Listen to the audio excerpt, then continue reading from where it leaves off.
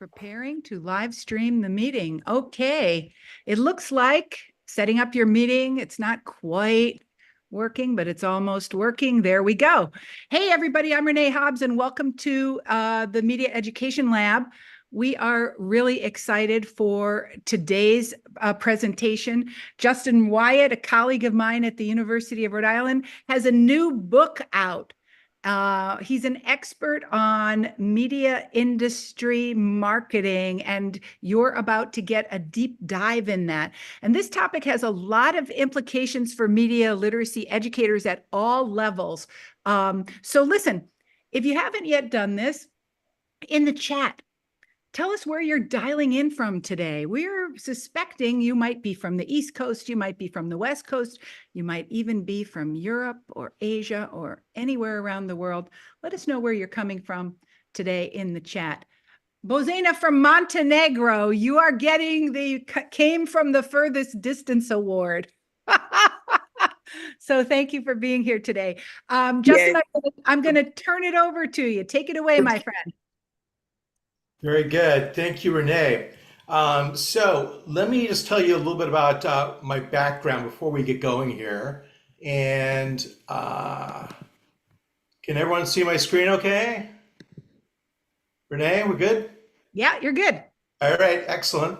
So my background is I have a little bit of a curious academic professional background. My career has kind of been three different parts. I did my undergraduate degree in economics and then my MA and PhD in media studies at UCLA. And then in the 90s, in the first part of my career, I was a professor of media history and media marketing at the University of North Texas and the University of Arizona. During this time, I was doing consulting in the TV and film industry. And at a certain point in the late 90s, I was lured to go and work full time.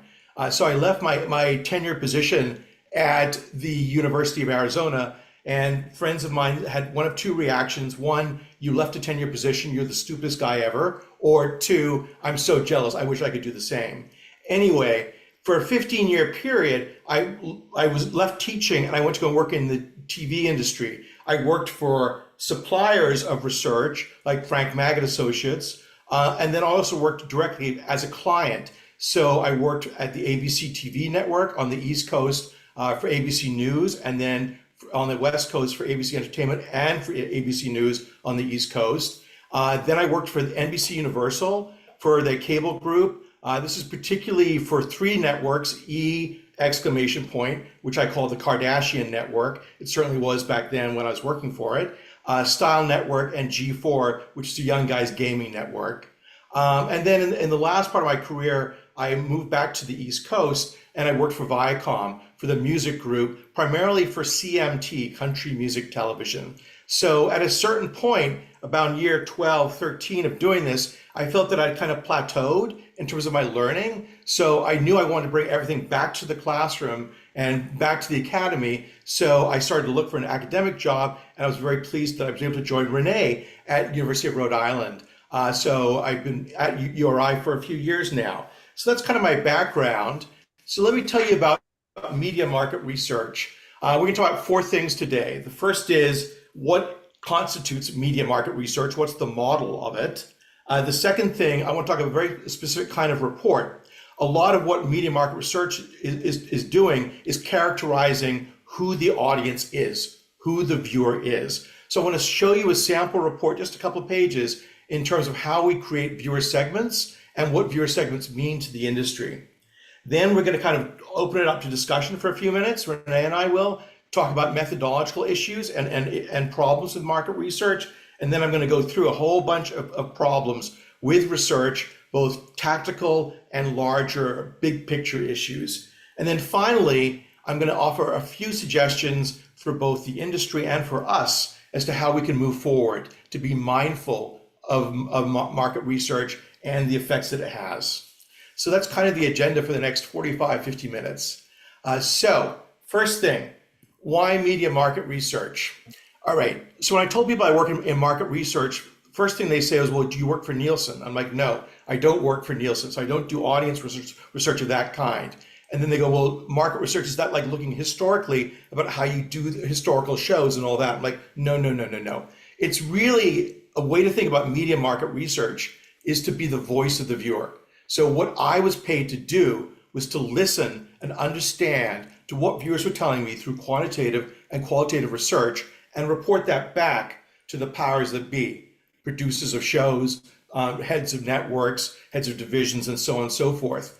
Now, I would not then change the shows.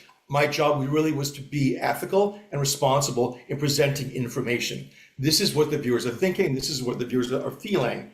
And that's kind of what my job was. So it's really to look for attitudes, opinions, and behaviors in viewers. Here's the crucial part of this. It's at one point in time, what's happening right now, but then the toughest thing to do as a researcher is to look across time. Can you predict what people are feeling, where the audience is going over time, how the attitudes have changed over time? So looking at one point in time is one thing, but the real gold here is to look forward, to predict. So the second thing is, how does media fit into people's lives? And this, of course, became an incredibly interesting question during the digital age that we're in now. And it's still really interesting because it's all in flux. So how the role that media played right now for somebody, in college is so much different than from my generation 30, 40 years ago.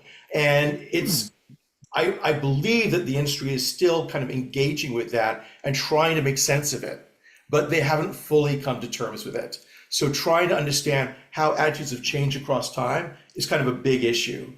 The other part of this, honestly, is it's not just looking at content, shows, personalities, and so on. It's looking at messaging. So I would say about half of what I did wasn't content related, it was messaging related.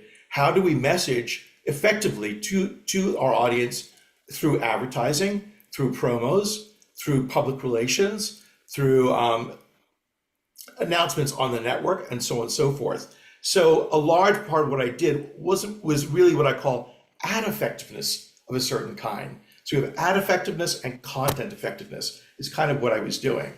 Hey, All right. Justin. Hey, Yeah. Justin. Before you go on, we're inviting you participants to in the chat.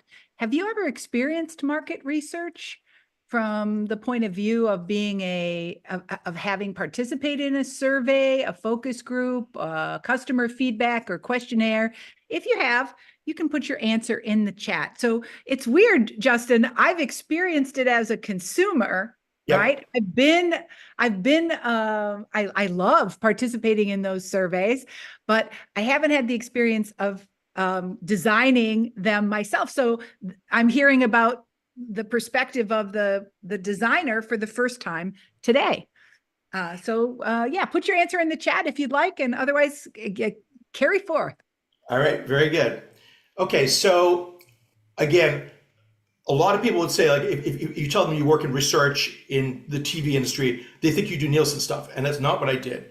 The big differentiator is, I would call it primary research. So primary research is really of two kinds. It's quantitative research or qualitative research. Quantitative research, by far the most important aspect of quantitative research, is an online survey. And we've all done online surveys. And, back in the day when I first started doing this in the late 90s, early 2000s, you would do more phone surveys or you would do mail surveys.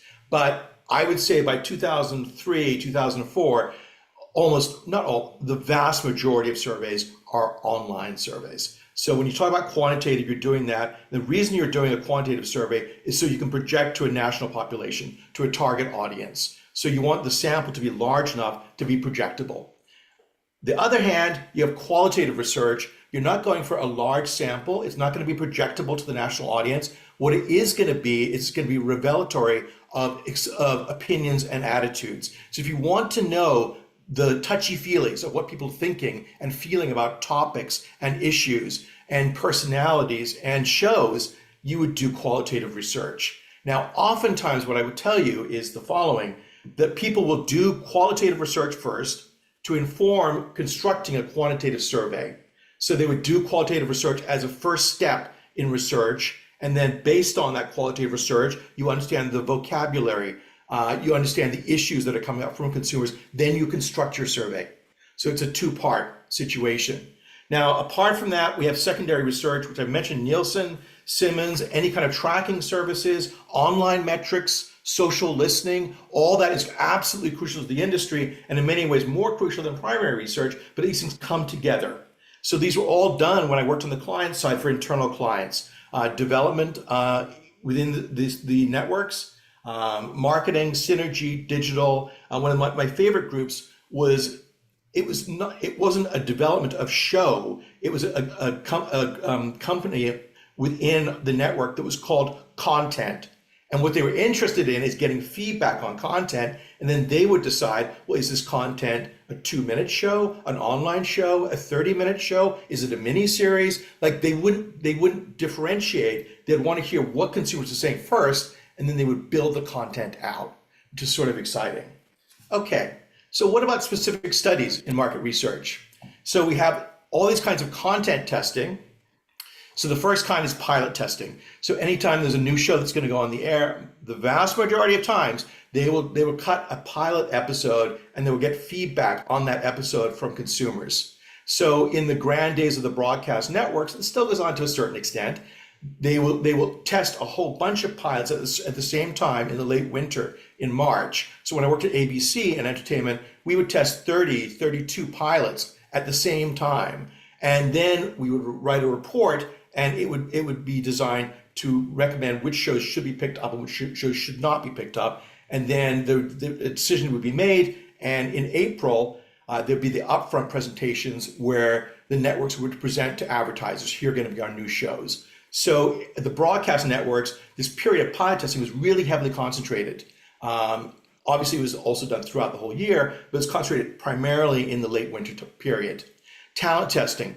Anytime a contributor or correspondent, a host, is going to go on the air, they will be tested. So my job as a researcher would be to gather, if you say we're testing person X, I would find clips of them from their agent and other sources, and I would create a clip reel, which we then use in focus groups and get people's reaction to that talent. And it's a lot of times not just about their professional skills. And when I went into this, I kept thinking, well, people are going to looking for really strong journalists. Journalistic integrity is going to be really important. I hate to say it, not so much. What's really important is a personal connection.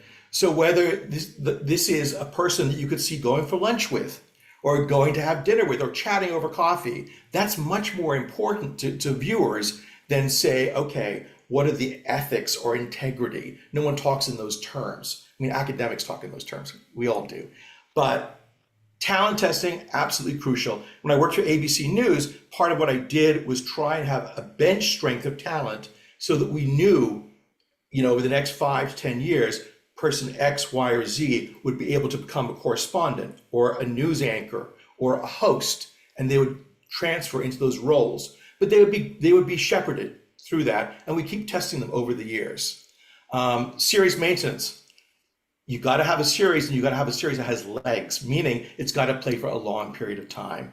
So a large part of what I did with content testing is not just testing pilots, but seeing what needs to happen over the show over the years to keep people interested.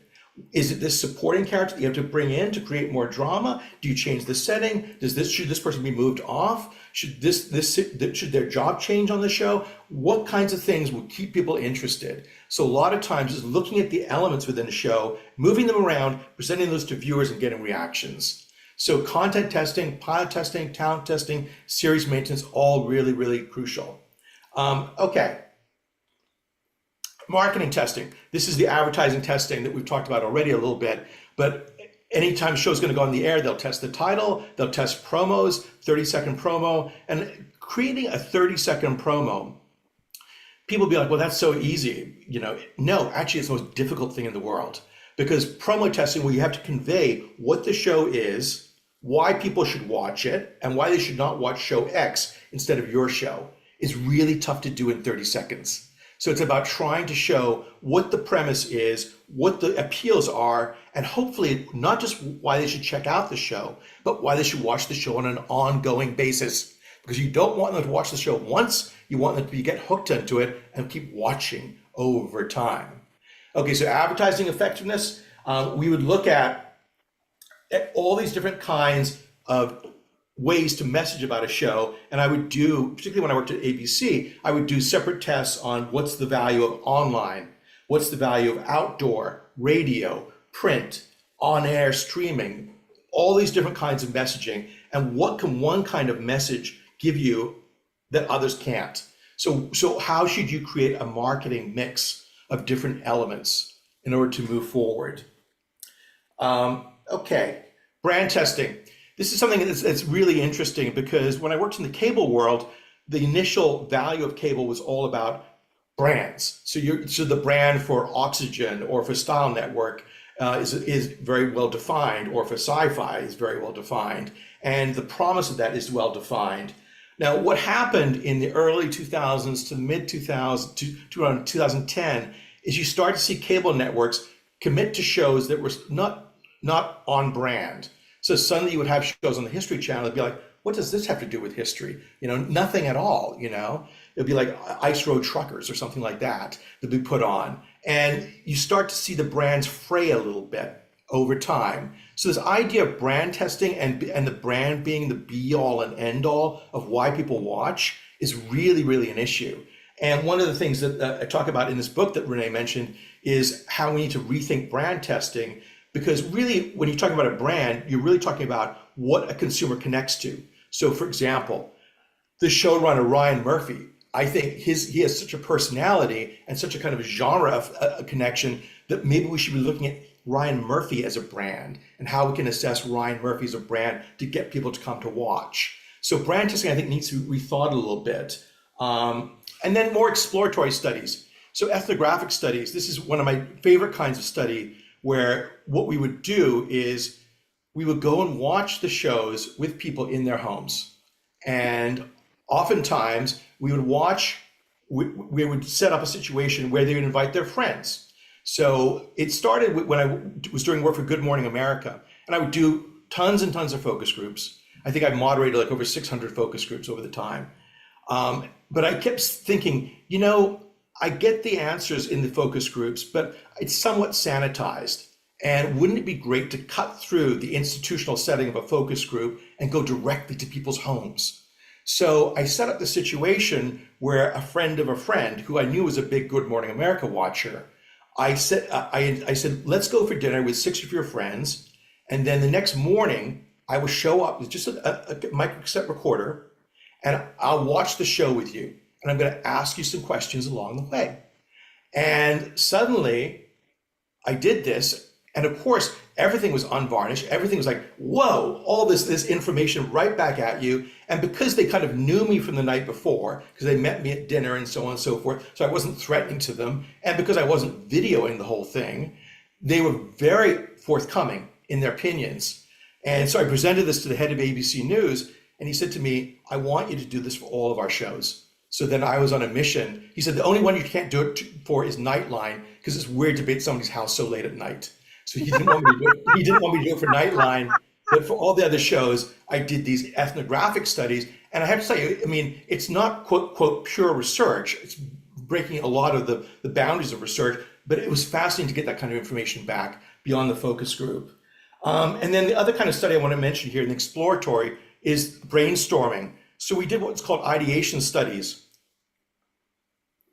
where what we would do is we would recruit people ahead of time. We'd get them to create what we called an artifact collection, and meaning, okay, pick 6 pictures that are meaningful to you, that have meant something to you in your daily life.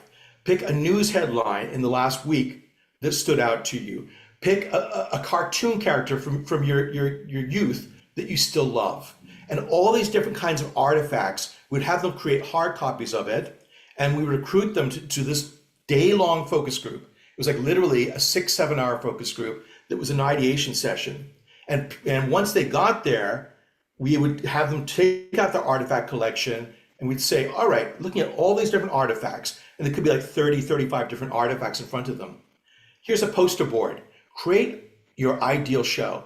It could be anything. You could use 3 of your artifacts. You could use 20 of them. We don't care. Just use, because we knew the artifacts meant something to them. Create a show that you would want to watch based on these artifacts.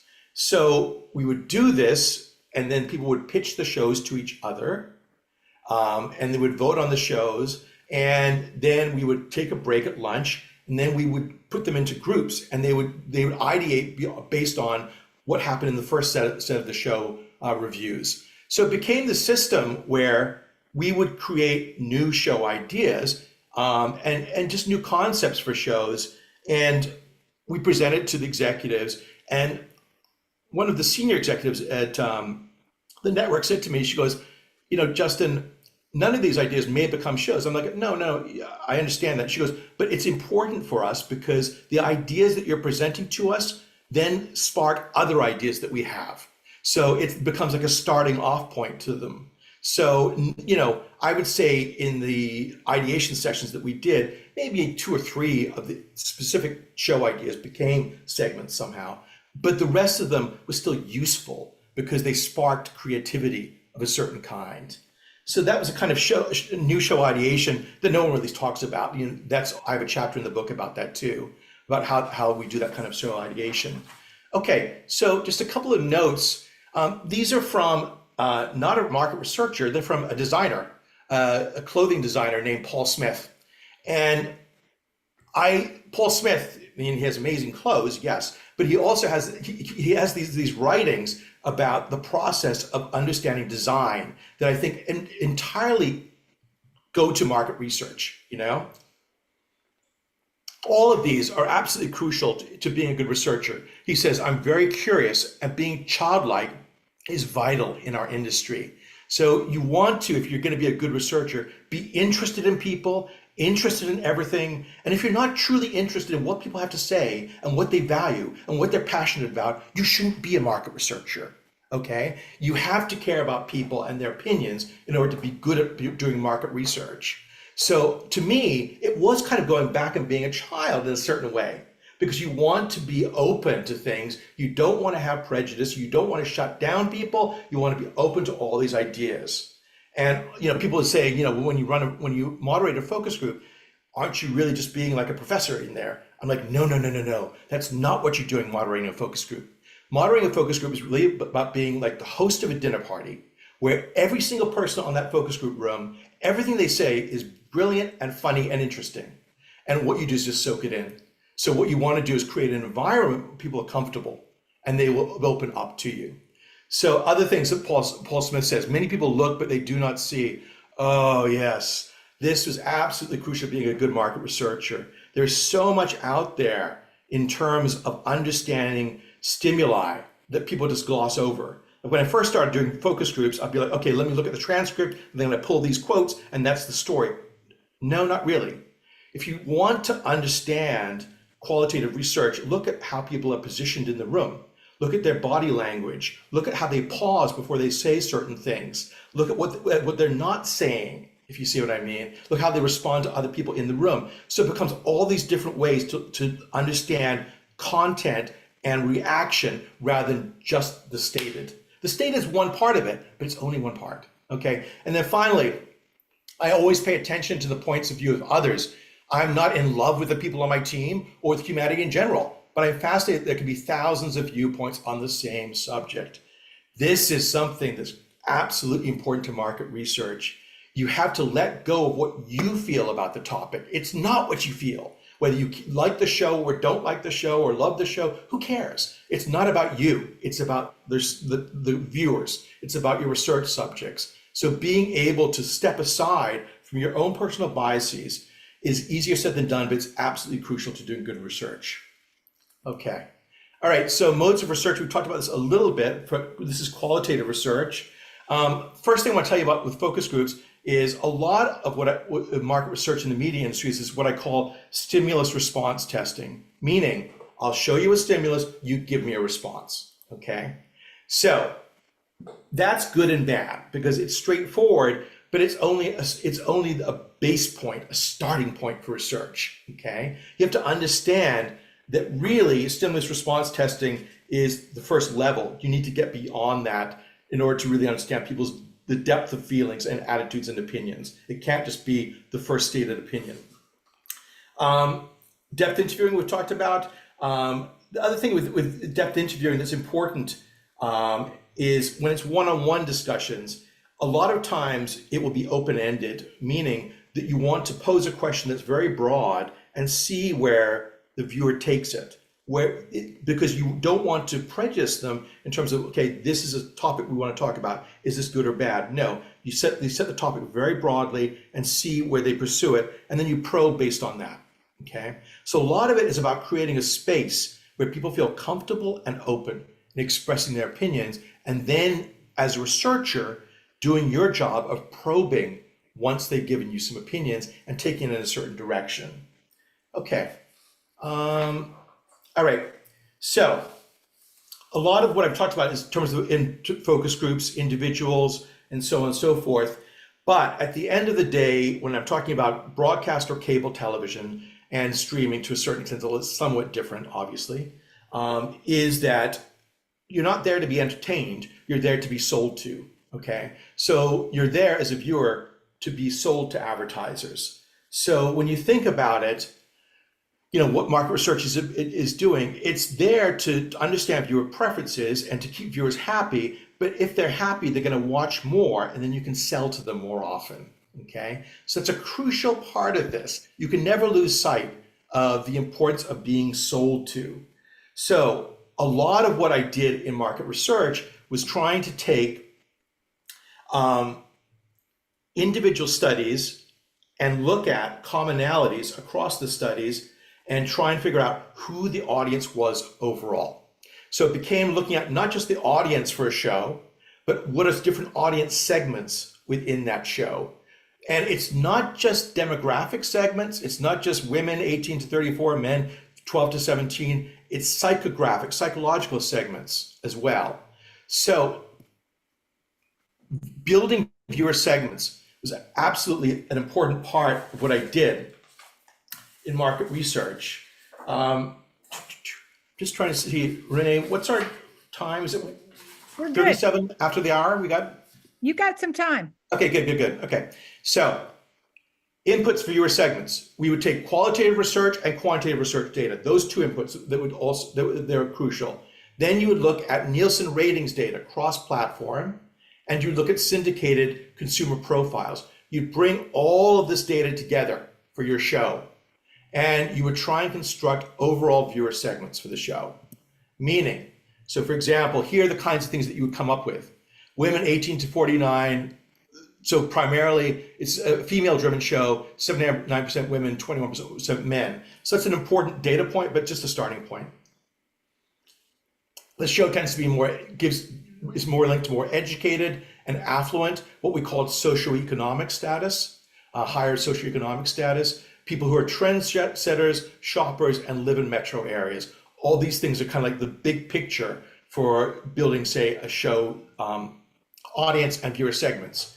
So what we would do is we look at attitudes, behaviors, demographics, psychographics, and then we would create these viewer profiles. Now, this is the kind of creative part of the whole thing where you're trying to bring data together and you're trying to say, if I had to distill one viewer segment, how is this viewer segment defined, and how is the viewer segment different from all the other segments? So each segment has to be unique, each segment has to be differentiated, okay? So I'm gonna give you a profile for a network. I'm not gonna tell you which network, and you can't pay me to tell you, but this is a network, and I've changed the names of these as well and some of the data, so it's masked. But this is the kind of like what you would see with a viewer profile.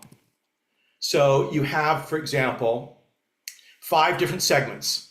Each of these segments, you don't name them segment A, B, C, D, E. You give them a name that's catchy, that describes the segment overall in terms of their attitudes, okay?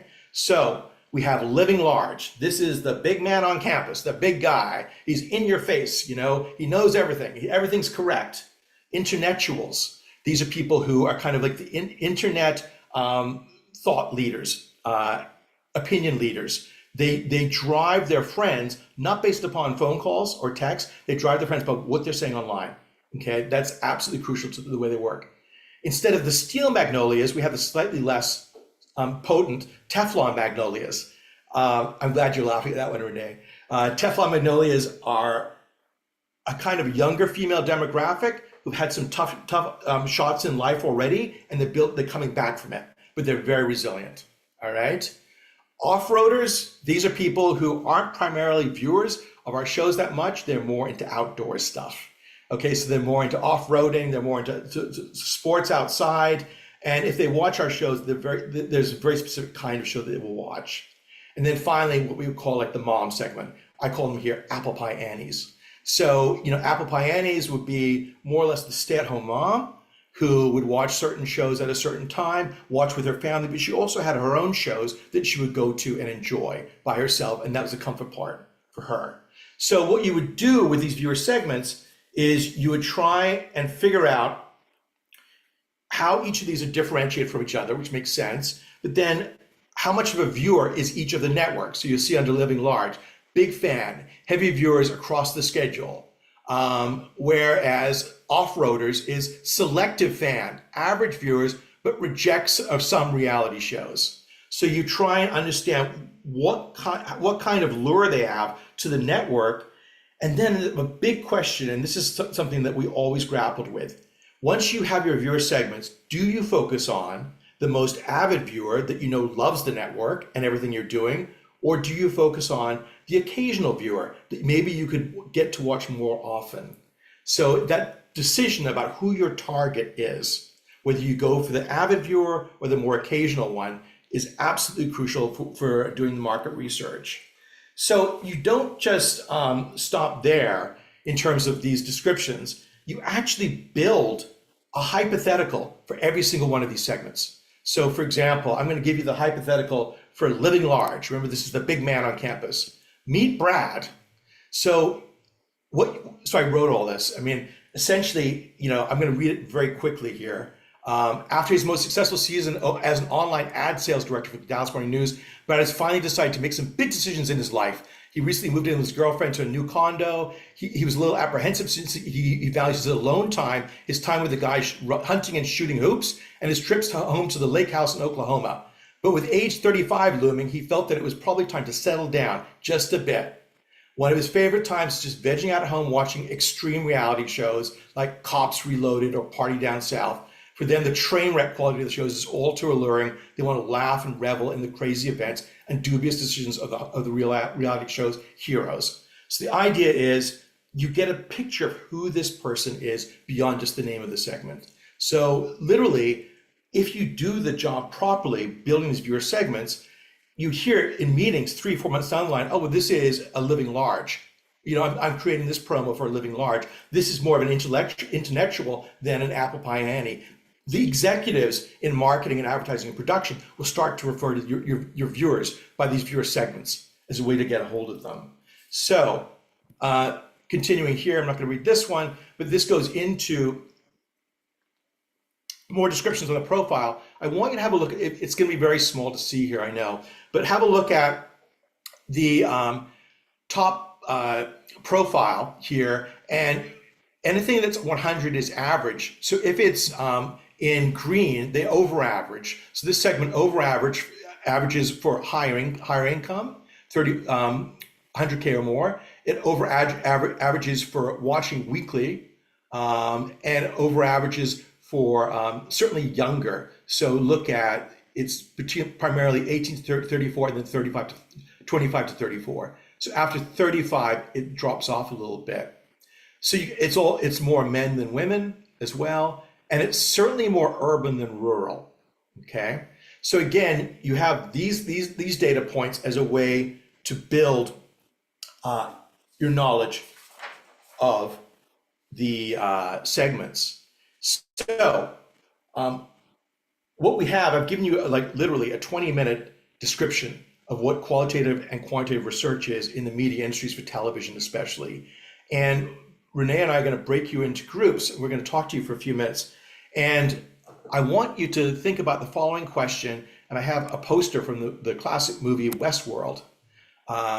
Boy, have we got a vacation for you where nothing can possibly go wrong. All right, my question to you is the following.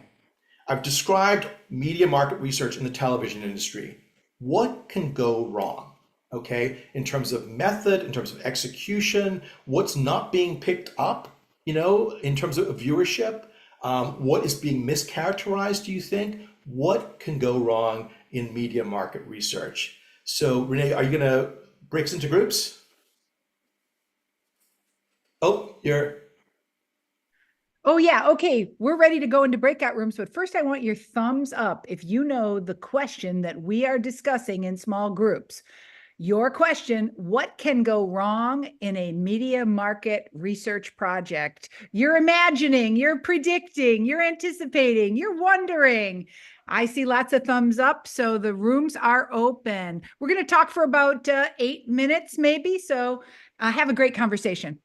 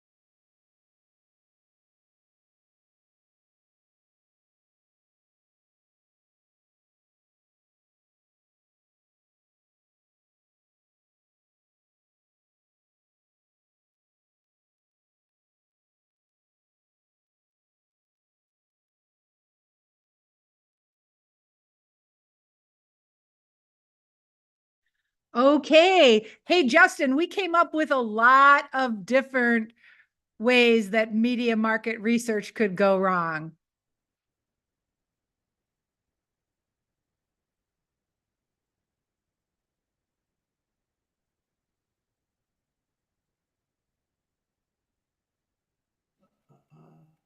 Okay. Can you see my Hey, screen hey, or? how are you? We came up with a lot of different ways that media market research could go wrong, Justin. A lot of different ways. Okay, good, good, good. All right. Just got a few more slides and then we're going to jump back to discussion. So I'm going to share my screen again. Okay. We good? Can you see? So I'm going Yeah. to get a slideshow. We good? Yeah. What can go wrong? What can go wrong? All right. So, what can possibly go wrong? Here are some possibilities of things that can go wrong usually for a quantitative study. So, there are lots of issues, and these are more tactical issues. So, things like the questionnaire is too long, the incidence of low is meaning are you able to connect to your target for the survey, and you just can't find the people. Data tabulation errors, timelines are missed, miscommunication, and my favorite, scope creep, meaning what? Meaning that the supplier of the research and the client have agreed upon what the study should be, but once the study starts, the client's like, well, let's ask about this and this and this in addition. Let's ask about this and this and this. Let's add this group in. And you don't want to say no, but suddenly the scope has creeped out to be larger and larger and larger, and the study is more difficult to define. Other things, sampling errors, sampling issues, data collection issues, bait and switch, meaning this is something that happens with suppliers too. The person who sells you the study, who you think is going to deal with the study for you, then passes it off to someone else entirely. And somebody else is actually conducting the study for you. And they're like, wait a second, this is a bait and switch. And then objectives morph mid-project, and then priorities change, study irrelevant. This is one of those chilling things that happens. You can spend 3 months on a study about a certain personality that you're testing. You almost finish 90% of the way there. You spent, again, all this time doing the fielding, doing the analysis, and then the head of the network says, you know what, that person signed with NBC, so we don't care about them at all. And I'm like, okay. Well, then 3 months of your work is just like, who cares? The study's completely irrelevant.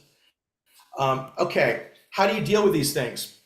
A lot of them are what I would call relationship management. So it's really about having an open communication between supplier and client and talking about how you can reorient and course correct when things go wrong, because stuff will always go wrong, all right? So it's a question of how you can get back to the objectives of the study, how you can make sure the relationship gets back on track, and how you can make sure the study ends on a successful note. All right, those are tactical things, big picture. There's lots of big picture issues with market research, problems, let's call them in a way. What I would call the performative aspect of moderating. When I started moderating, I kept thinking, okay, it's really about just hearing people, and it's not. What I discovered over time, there's a performative aspect to moderating, meaning how you as the moderator chooses to phrase the question, how you interact with the people physically, how you move around the room, what you write on the board and what you don't. All these things impact what you're going to get back. So it becomes kind of manipulated performance, whereas you think that it's going to be objective. No. So I would oftentimes have to stop myself from doing certain things because I was like, no, if I do X, Y, or Z, it's going to bias it more positively or more negatively. Addressing contradictory or conflicting feedback. Oh my goodness. People in the back room in a focus group, the network executives, they want to understand what's going on and they have their own spin. So the biggest thing you can do is, as the moderators, go back there and say, and they'll be like, well, we take away this. I'm like, that's one thing to take away, but you've got to consider X, Y, Z, and double A as well. And you have to stick to that. You can't let the spin of the clients change what's going on in the report. Replacing quantitative research with qualitative research. I told you started qualitative first and then did quantitative. Clients oftentimes will be like, oh, well, 3/4 of the people, love our show. I'm like, all right, well, that's, 9 people out of 12 in a focus group. That's not the whole nation. That's 9 people out of 12. You can't say 3/4 of people love our show. So trying to replace a quantitative with a qualitative is something that happens all the time. Data storytelling, this is like a nice phrase. People are like, oh, we'll let the data tell the story. And we'll rely upon key performance indicators, meaning what's the overall top score, or what's the intent to view score, and so on and so forth. Oftentimes, if you rely on just a series of metrics rather than try and tell the contradictions and the conflicting aspects of the story, you end up with a lowest common denominator coming through. And so suddenly it's about these changes in numbers, cycle to cycle, that could be very minor and that could be within the margin of error. But guess what? Most clients don't want to talk about margin of error. They just want to talk about whether the number's up or down, okay? So trying to keep them focused on, what data storytelling is and is not about. One thing that we're talking about in the breakout room in our group is classification and categorization. How putting people into different groups, whether it's racial, ethnic, gender, educational background, where they live, all that kind of classifying creates boundaries. So market research of this kind is done in a way to kind of, in some ways, I think, foster those boundaries, or at least foster those divisions, rather than break them down. And one of the things that we've seen in terms of identity, especially, is that things have become more porous over time. And that's tough to show with market research. Implicit bias is part of this. And then the culture of constant feedback, oh my goodness. So, you do any kind of, you go to dinner, you go and you pump your gas, you're going to get fill out the survey. And this kind of culture, constantly give us feedback, and not just give us feedback. Only give us feedback if it's 8, 9, or 10 on a 10-point scale, preferably 10. We don't want to hear about it unless it's fantastic. This sort of I think has changed the regime of market research. So people are like, I don't want to do your survey because guess what? I get asked to do 10 surveys a day for my consumer results. Okay, so all of these are problems. How do we move forward? Just quickly here, and then we're going to get to discussion. The industry. I think that we need to break the heavy reliance on stimulus response testing. So we need to go back to basics. And understand how the streaming environment has changed the way that people interact with media and how it's continuing to change. It's still in flux and will be for many, many years from now. So we need to look for the new rules for loyalty and cross-platform viewing. And what I would say is I'd encourage the industry to go back to ethnographic studies, where we try and engage people on their home environment and many different groups, to try and build up from square one, what does viewing mean in 2024? And it's a commitment not just to viewing in 2024, it's a commitment to ongoing foundational research. This is something that has to keep happening if we want to keep market research vital over time. And then finally, I was writing this book and I was, doing all this work in the industry, and I kept thinking about myself in a way too, because I kept thinking about, I'm such a media consumer. I have media coming out with all these different ways. And, what's the implication of this? And this is something that the Media Education Lab and Renee's work and other scholars of media literacy have influenced me, because they've shown me the importance of media mindfulness. So one thing that I'd really encourage you to do is to think about self-monitoring and self-tracking media usage. Could be as simple as diaries, the online apps that you can use as well. And then look at your media consumption, not in an emotional way, but look at it as data. So look at it as a way to try and understand how you curate media. Because most of the time, we're not using TV Guide anymore. We're curating media ourselves, and we're curating all these different kinds of media. So how do we go about doing that? How do we understand what we're doing? I think is absolutely important to do. And through this, we're able to create a counter narrative. So it's against the algorithms. So I would say this media mindfulness, this activity, this exercise is partly about saying you are not the viewer segment. Okay, yes, the industry wants to think you're the viewer segment, but no, you're not. You control your own consumption of the media. So we want to go beyond being just a media target. You're more than somebody to be sold to. So this media mindfulness to me is a really important personal aspect of this that I talk about in my book as well.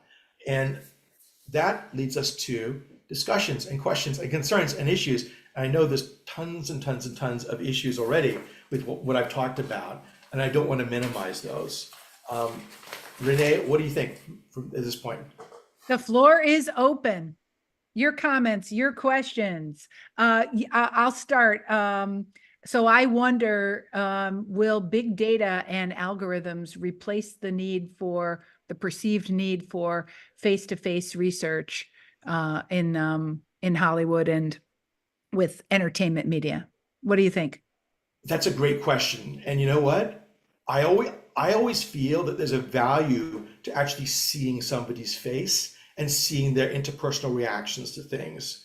And once you lose that, I'm not saying the data is not important, but it's less immediate to me. So I was always somebody who's a big proponent of the face-to-faceness of research, because I knew that when I just did like online groups or online chat on a topic, you get some stuff, but you don't really know if someone's paying attention, if they're talking to their friends. There's all these different aspects. So I think the face-to-face is important, but I think the big data AI stuff is very seductive. And guess what? It's going to be more cost effective.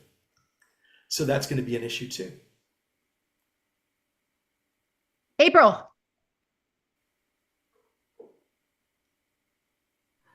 Sorry.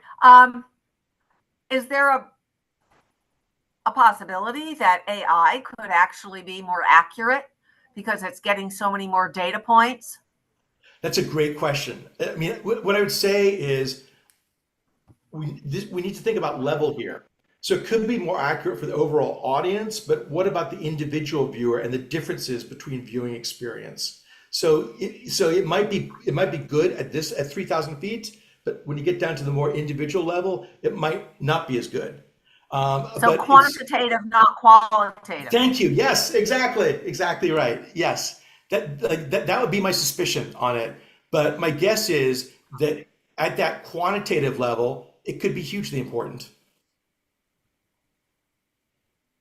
So the data would show that I stopped watching, I don't know, The Assassins 24 minutes in, right? That's what the data could show, but it can't answer the question, why did I stop watching The Assassins 24 minutes in? Honestly, this is something that we would experience with the Nielsen data. So the networks would have minute-to-minute Nielsen ratings, so they would know exactly what you're saying. Okay, at minute 24, everyone stopped. Well, no, 3/4 of people stopped watching.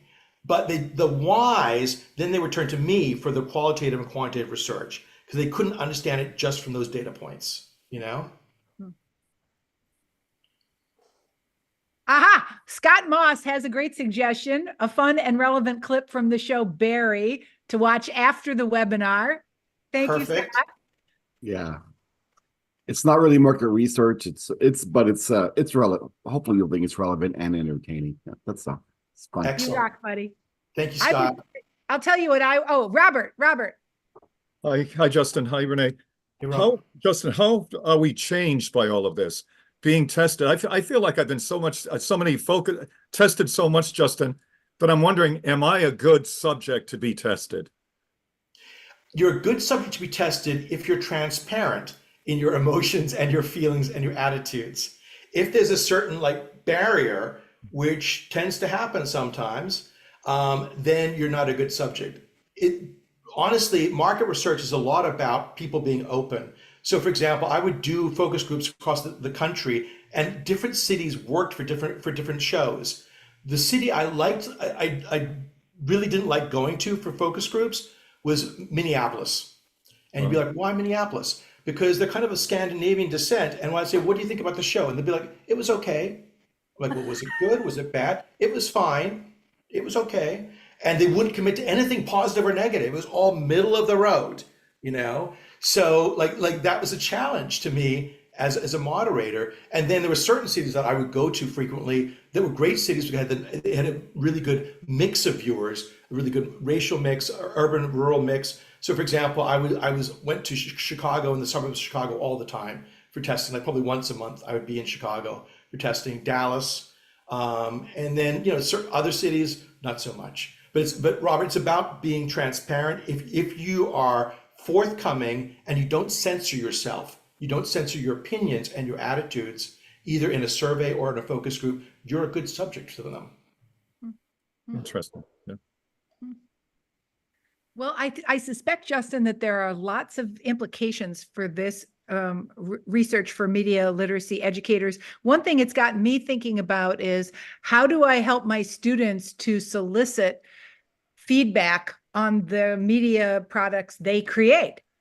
Right? Yes, And how do I yes. help them become aware that they can improve their productions if they get feedback from diverse sources? So I'm thinking about that. And I also really loved your ideation activity. Bring in cards or pictures, Artifacts. Yeah. and then make an ideal story. That just seems like a really fun, creative writing activity. And I want to try that again. So listen, let's give Justin a round of applause for joining us at the Media Education Lab Thank today. you.